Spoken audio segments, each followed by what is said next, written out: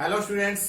अपने पिछले लेक्चर्स में हमने डायमेंशंस और उनकी एप्लीकेशंस की बात की, साथ ही हमने errors, different types of errors की डेरिवेशंस, वो सब हमने किया, फंडामेंटल क्वांटिटीज की। और आज का हमारा टॉपिक है पैरेलैक्स मेथड। पैरेलैक्स मेथड क्या होता है? ये लॉन्ग डिस्टेंसेस मेजर करने के लिए या फिर एस्ट्रोनॉमिकल डिस्टेंसेस मेजर करने के लिए एक इनडायरेक्ट मेथड है। आपको अगर कोई छोटी डिस्टेंस मेजर करनी है आपके पास में, तो आप क्या करते हैं, एक पॉइंट से एक मेजरिंग टेप लगाते हैं, दूसरे किनारे तक लेके जाते हैं और दोनों के बीच की डिस्टेंस आप मेजर कर लेते हैं। लेकिन अगर आपको सपोज एक माउंटेन की हाइट आपको निकालनी है, तो आप क्या करते हैं, ये माउंटेन है और माउंटेन की हाइट मान लिया h है, ये हमें मेजर करनी है, तो हम यहाँ पे थोड़ी सी ट्रिग्नोमेट्री लगाते हैं। एक दूर कोई पॉइंट है और वहां से हम इसका इंक्लिनेशन एंगल ये थीटा देखते हैं या θ1 देखते हैं, और यहां से थोड़ा सा माउंटेन की तरफ चलते हैं और फिर से मान लिया आप x डिस्टेंस माउंटेन की तरफ चले और फिर आपने एंगल देखा θ2 और ट्रिग्नोमेट्री अप्लाई करके यहां पर आप माउंटेन की हाइट यानी h निकाल सकते हो। तो ये एक इनडायरेक्ट मेथड है जिसमें आप बिना माउंटेन पे चढ़े आप उसकी हाइट निकाल रहे हो।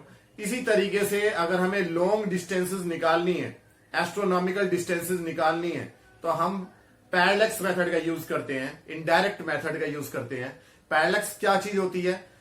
अगर आप किसी पॉइंट को देख रहे हैं, मान लिया जाए इस पेन की टिप को मैं देख रहा हूं और पहले मैं एक आंख से को बंद करके देखता हूं इसकी टिप को और फिर मैं दूसरी आंख बंद करके इसकी टिप को देखता हूं, तो दोनों कंडीशंस में मुझे इसकी टिप जो है हल्की सी शिफ्ट होती हुई महसूस होती है। ऐसा इसलिए होता है क्योंकि हमारी दोनों आंखें जो है इनके बीच में थोड़ा सा गैप है और इस गैप की वजह से एक आंख से देखने पर वो अलग एंगल पे दिखाई देगी ऑब्जेक्ट, और दूसरी आंख से देखने पर वो अलग एंगल पे दिखाई देगी, यानी कि दोनों के बीच में एक शिफ्ट होगा। इसी तरीके से हम किसी भी पॉइंट को, मैं यहां से देख रहा हूं इस पॉइंट को या थोड़ा सा आगे बढ़ के देखता हूं, तो दोनों कंडीशन में यहां पर इसमें शिफ्ट आएगा एंगल में, और ये जो शिफ्ट है एंगल का, इसी को हम बोलते हैं पैरेलैक्स। अब पैरेलैक्स मेथड का हम यूज कैसे करते हैं, इसका बेसिक प्रिंसिपल क्या है वो आप समझिए।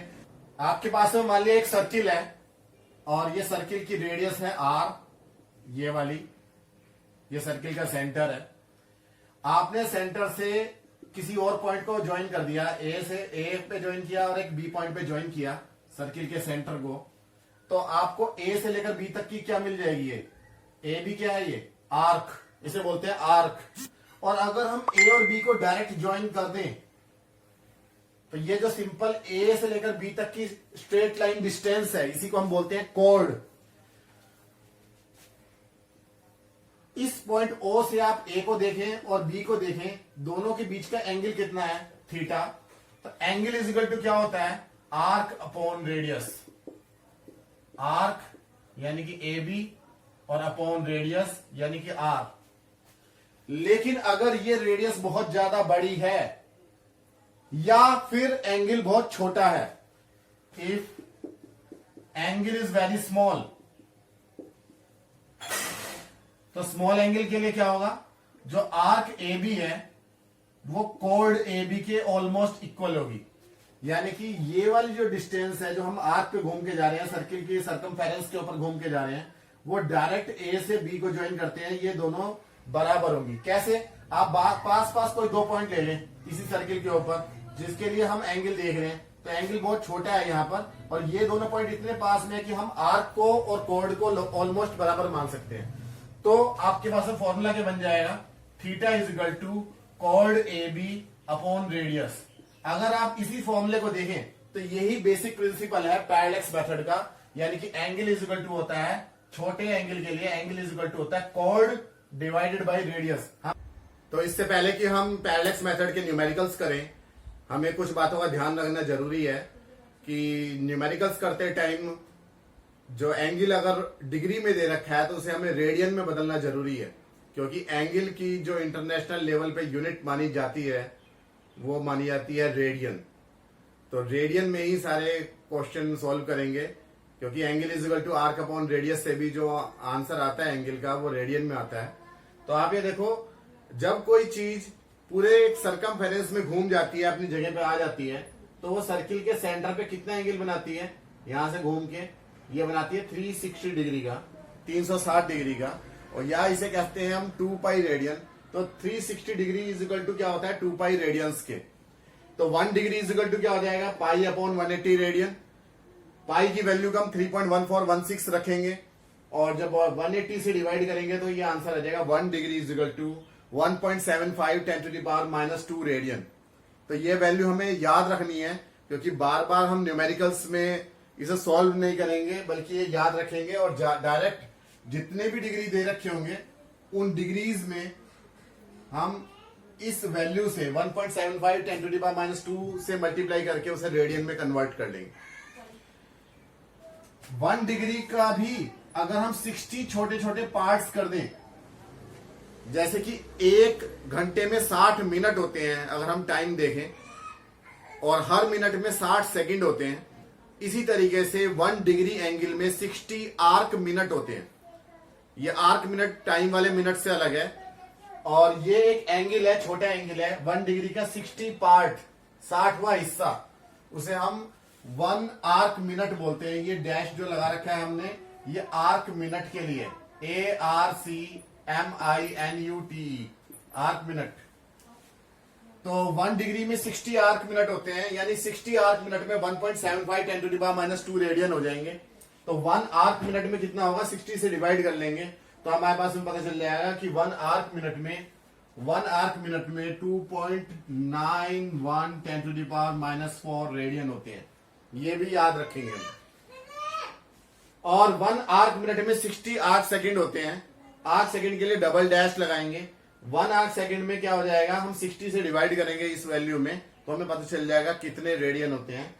तो कम से कम हमें ये वैल्यू तो जरूर याद रखनी ही चाहिए क्योंकि सेकंड में दे रखी होती है ज्यादातर न्यूमेरिकल्स में और उसे हमें रेडियन में बदलना होता है।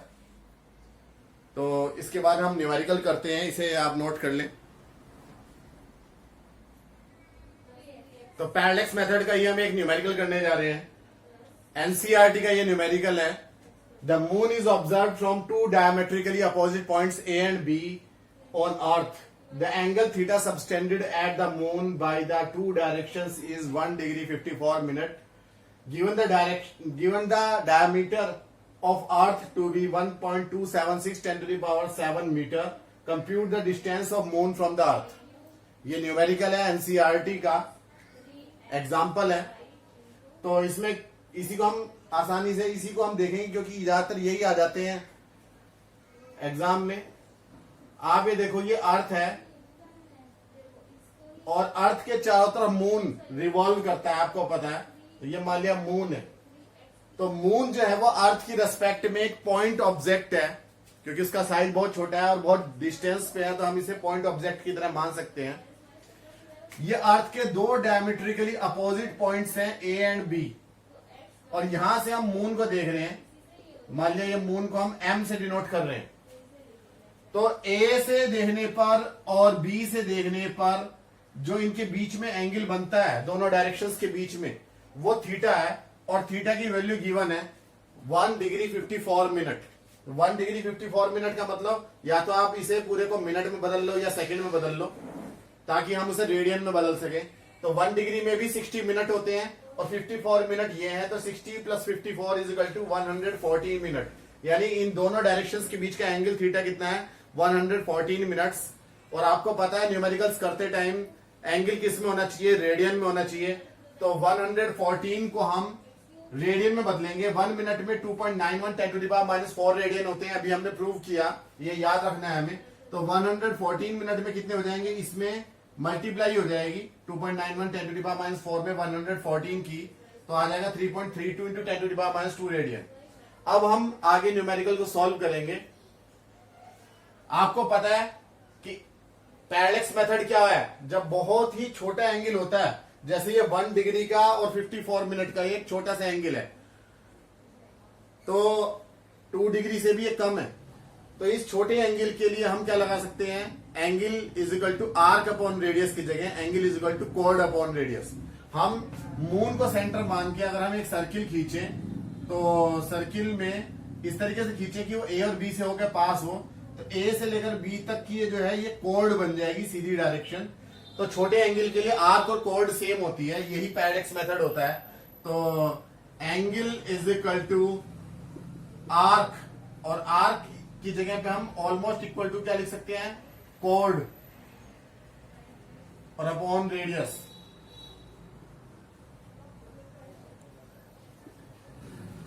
कोड अपॉन रेडियस लिख सकते हैं आप।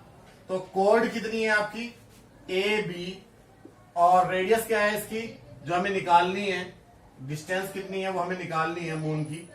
तो एंगल की जगह पे आप ये वैल्यू रखेंगे 3.32 इंटू 10⁻²। ए बी की वैल्यू आपको पता है, डायमीटर ऑफ आर्क 1.276 10⁻⁷ और डिवाइडेड बाई आर। आर को इधर मल्टीप्लाई में भेज देंगे और ये चीज इधर डिवाइड में आ जाएगी, कैलकुलेट करके हमारा आंसर निकल जाएगा। तो इसे आप खुद निकालेंगे, कितना आएगा इसका आंसर